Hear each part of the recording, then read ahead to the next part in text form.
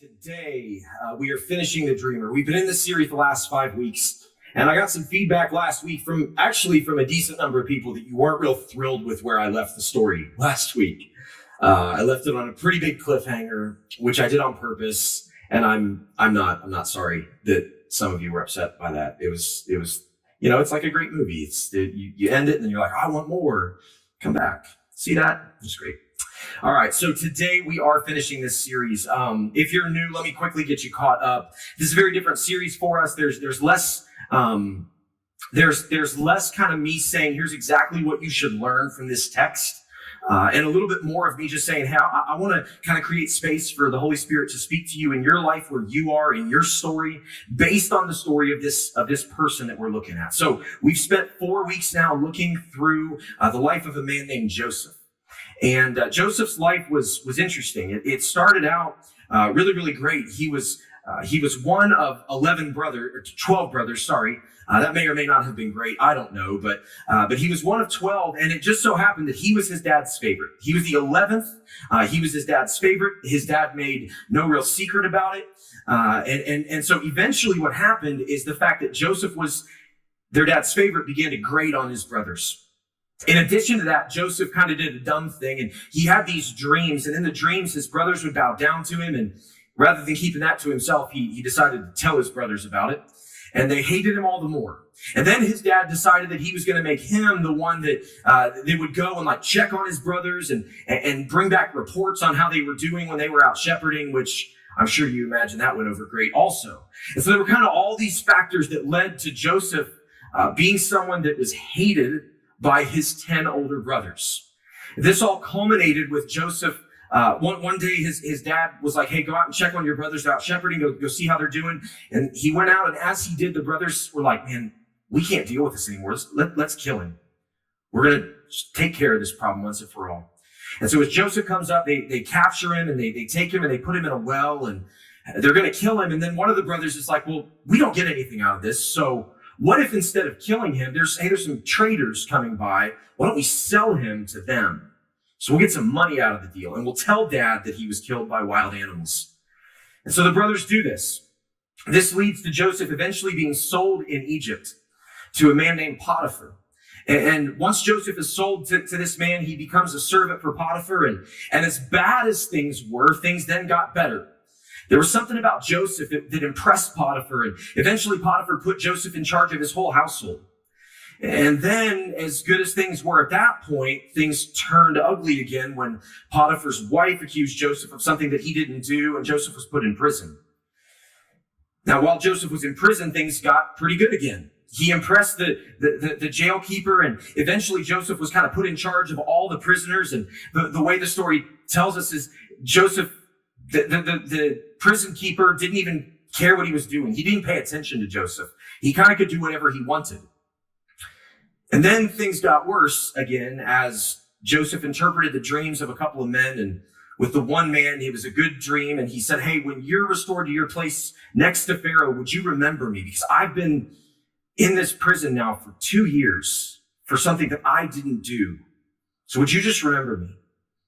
But then the man forgot. And Joseph was in prison for 2 more years. By the time things got better for the final time, Joseph had been kind of in this up and down roller coaster of betrayal and injustice and unfairness for 17 years. For 13 years. He was sold when he was 17, and he finally, after all this, the cupbearer remembers him and tells Pharaoh about him, and Joseph is actually brought into Pharaoh's service at 30. So for 13 years, Joseph walks this crazy road of betrayal, of injustice, of pain. And we know that Joseph is very well aware of how difficult it's been. He names his sons things that have to do with the pain that he has experienced. And throughout the series, really the question that we've been asking is, how does a person survive that kind of betrayal, that kind of injustice from people who are supposed to love him? The people who are supposed to care for him. How do they survive it without letting it consume them and overtake them and derail them? Well, after Joseph is elevated in Pharaoh's service, Pharaoh actually puts Joseph in charge of all of Egypt because of Joseph's ability to understand and interpret dreams and then come up with a plan for how to deal with what's going to happen in the dream. And so Joseph is put in this position of immense power. It's an incredible turnaround. Now, a couple weeks ago, we talked about the things that Joseph did that helped him to not be overcome by the betrayal and the injustice. We talked about how it appeared that Joseph had this very significant ability to fix his eyes on God and not to fix his eyes on the stuff around him. But it's easy to do that when things are good. It's very, very hard to do that when things are bad. And so last week, as we kind of examined the fourth part of Joseph's story, we found out that as Joseph is in this position of power, as he is the one person who Egypt has been through 7 years of abundance, and they've stored up all this grain because Joseph knew that 7 years of famine was coming. When the 7 years of famine hit and Egypt was decimated and all the surrounding lands were decimated, there was still food because Joseph had stored it up. And all of a sudden, this group of people came in front of Joseph to buy grain. And wouldn't you know it, it was the 10 brothers that had sold Joseph all those years before. And so in an instant, all that pain and all that heartache, all that, I imagine, anger, Joseph would have been confronted for the first time in 25 years with, oh, those are my brothers. And the brothers, Joseph doesn't give away that he's their brother. They don't recognize him. And he starts to play some tricks on them a little bit. Or I shouldn't say tricks. He starts to test them. Because the brothers say, we're honest men. And I mean, if I was in Joseph's shoes, I'd be like, I don't know about that. And so he begins to test them. He begins to test them to see that they say they're honest men, but is that true? And over the course of time, the brothers prove to Joseph that they're trustworthy. In fact, Joseph even tries to set them up. The first time they come to Egypt, they don't bring the youngest brother, Benjamin, who's Joseph's only full-blood brother in the family. He's his father's other favorite son. They don't bring Benjamin with them because they say, if we had brought Benjamin with us and something would have happened, our father would have died from heartache. His life is intertwined with the boy. We couldn't bring him with us. And so Joseph says, if you're ever going to come back here again, bring him with you. And he eventually, they come back and Benjamin's with him and he sets them up. And he does a series of things designed specifically, I believe, to get the brothers to turn on Benjamin in the same way that they turned on Joseph 25 years before. I mean, he tries everything. And where we left off last week was just after Joseph had kind of sprung the final trap. He sent the men back home with the grain, but when he did, he put all the silver back in their sacks. And then he also put his special cup into Benjamin's sack. And then he sent his steward after them once they were already on the road, not knowing that Joseph had done this. And when the steward arrives, he says, hey, somebody stole Joseph's cup, or somebody stole my master's cup. And they say, no, none of us did it. And they say, well, if anybody did, we'll go back and we'll pay the price that we need to pay. And the steward says, no, just the one who stole the cup. That's the only one that we need a penalty from. And they go through the sacks one by one until they get to Benjamin's sack. And out in the middle of the wilderness, it's discovered that Benjamin is the one that has the cup. And the brothers in an instant could have talked to each other and been like, hey, this isn't worth the trouble. We'll just send him back and we'll go home. But they don't. Instead, they go back to Egypt, all of them with Benjamin, to protect him and to try to save him. And when they get back, Judah steps up and makes a plea for his brother's life. He begs Joseph, not knowing that it's his brother, he begs him for Benjamin's life. And that's where we left off last week. So at this point, here's what Joseph knows. My brothers are not the same people that they were 25 years ago. They're different. They've learned from what they did. They're doing their best now to make it right. They're standing by Benjamin when I gave them every opportunity to betray him the same way they betrayed me.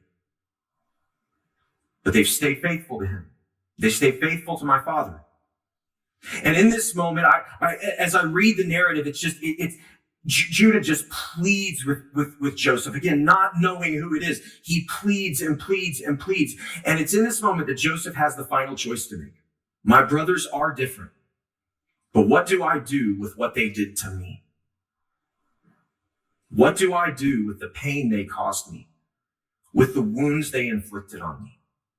I have all the power. I can do whatever I want.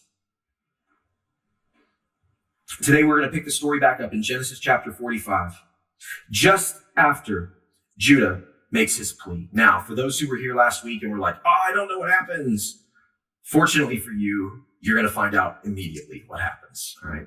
Genesis chapter 45, starting in verse 1. Then Joseph could no longer control himself before all his attendants, and he cried out, have everyone leave my presence.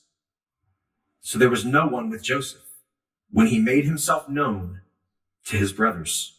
And he wept so loudly that the Egyptians heard him, and Pharaoh's household heard about it. Joseph said to his brothers, I am Joseph. Is my father still living? But his brothers were not able to answer him because they were terrified of his presence. Of course they were.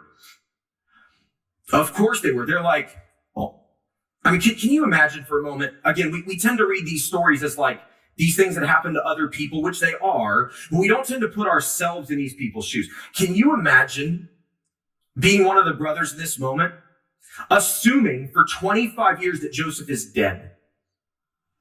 Or that, I mean, at a minimum, that you're never going to see him again. And then all at once in a moment being confronted with, oh my goodness, he's right in front of us. And he has the power to do anything to us that he wants. And no one would ever find out about it. But as we pick back up in verse 4, we find the answer to the question, how does a person survive betrayal and injustice? They fix their eyes on Jesus. Okay, that's easy when things are good, but what about when things are really hard? Then Joseph said to his brothers, come close to me. When they had done so, he said, I am your brother Joseph, the one you sold into Egypt. And now, do not be distressed, and do not be angry with yourselves for selling me here, because it was to save lives that God sent me ahead of you. For 2 years now, there has been famine in the land, and for the next 5 years, there will be no plowing and reaping. But God sent me ahead of you to preserve for you a remnant on earth and to save your lives by a great deliverance. And then in verse 8, Joseph says what I think is one of the most profound things in all of the Bible. So then, it was not you who sent me here, but God. He made me father to Pharaoh, lord of his entire household, and ruler of Egypt. And so here we see again the exact same pattern that I tried to point out a couple of weeks ago. Joseph is giving credit to God for the good things that have happened. Joseph is giving credit to God for the position that he is in. Joseph is giving credit to God for the journey that he's been on that has led, yes, through a whole lot of terrible things, but it has ultimately led to this position where he is able to do something he never would have been able to do otherwise. And he gives all the credit to the Lord. He could have taken credit. He could have said, I worked hard. I did what was right. I this, I that. But he doesn't. He says it was God. It was God. It was God. And so I'm going to summarize a few verses. Joseph, at this point, sends his brothers back to his father Jacob. And he says, hey, I want you to go home, go get dad, and bring the whole family here to Egypt. Because if you guys are here, I can provide for you. If you're here, I can give you the best of the land. If you're here, I can take care of you. So come, bring the whole family back. And so the brothers go, and on their way, they're having these conversations of like, what's happening? Eventually they get back and they tell Jacob everything that has happened. We'll pick back up in Genesis 45, verse 25. So they went up out of Egypt and they came to their father Jacob in the land of Canaan. They told him, Joseph is still alive. In fact, he is the ruler of all Egypt. And Jacob was stunned. He didn't believe them. But when they told him everything Joseph had said to them, and when he saw the carts Joseph had sent to carry him back, the spirit of their father Jacob revived.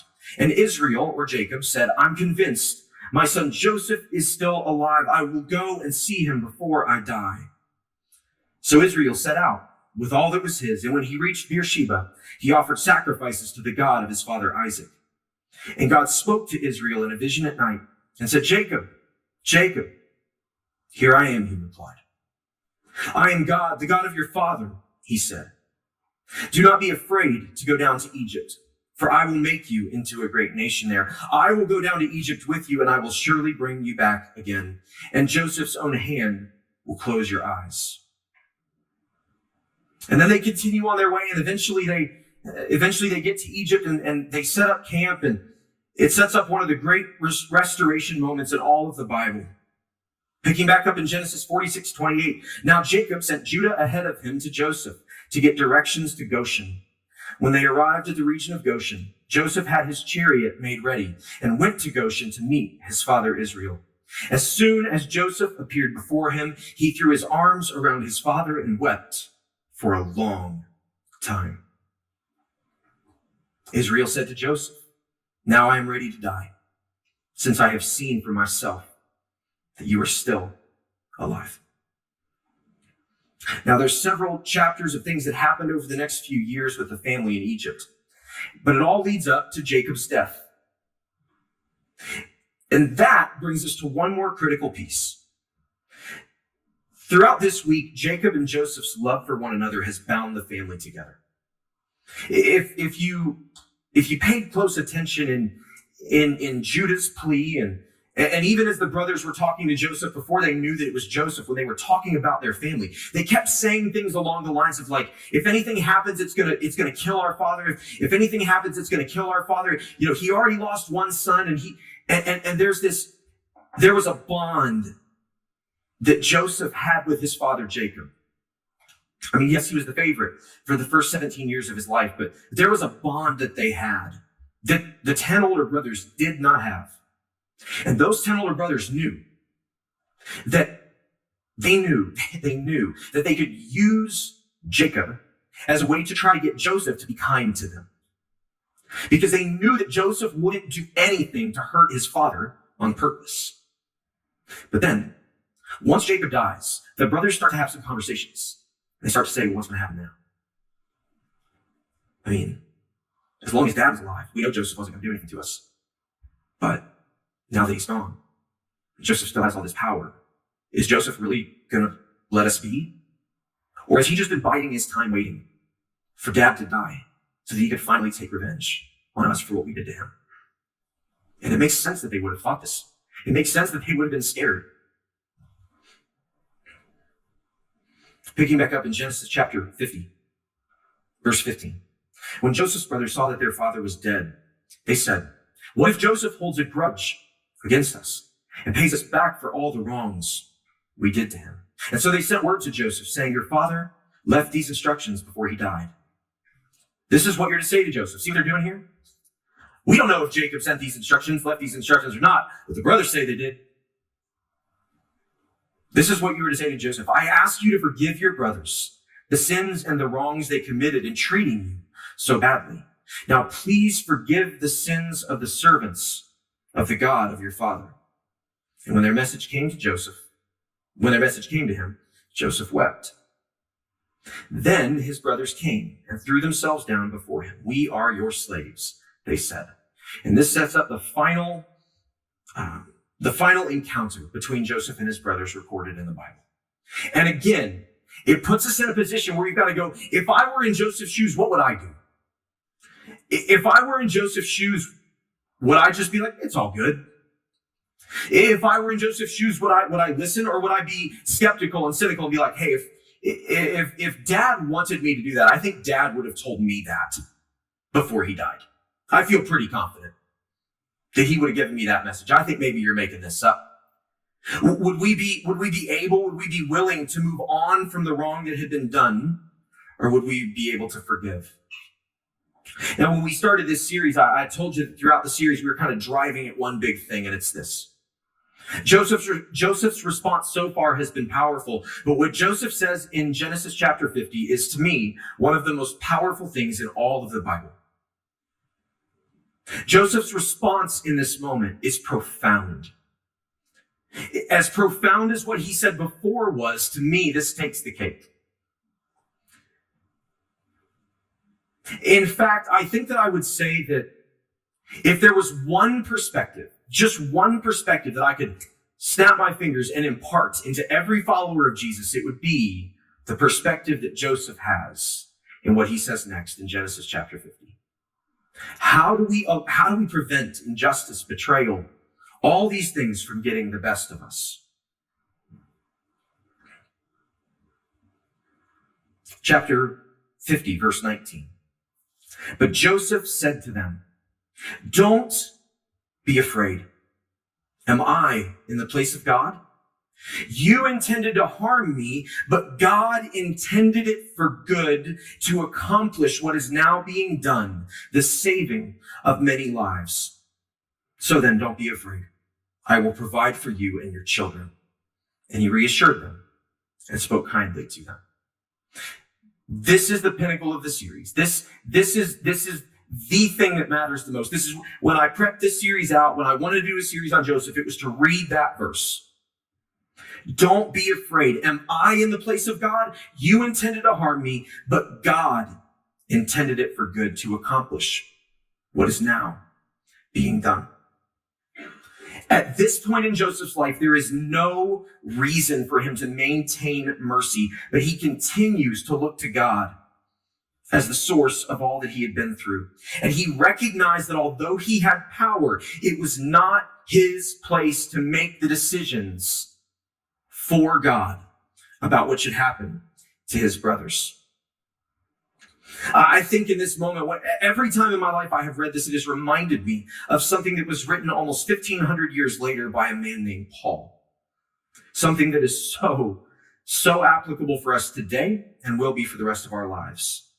So for the first time in this series, we're going to jump out of Genesis to Romans chapter 5, because what we see in Joseph's life is exactly what Paul wrote here. Paul wrote, "We glory in our suffering because we know that suffering produces perseverance, perseverance, character, and character, hope. And hope does not put us to shame," or some translations say, "and hope does not disappoint us, because God's love has been poured out into our hearts through the Holy Spirit who has been given to us." So again, the driving question, how do you survive injustice and betrayal?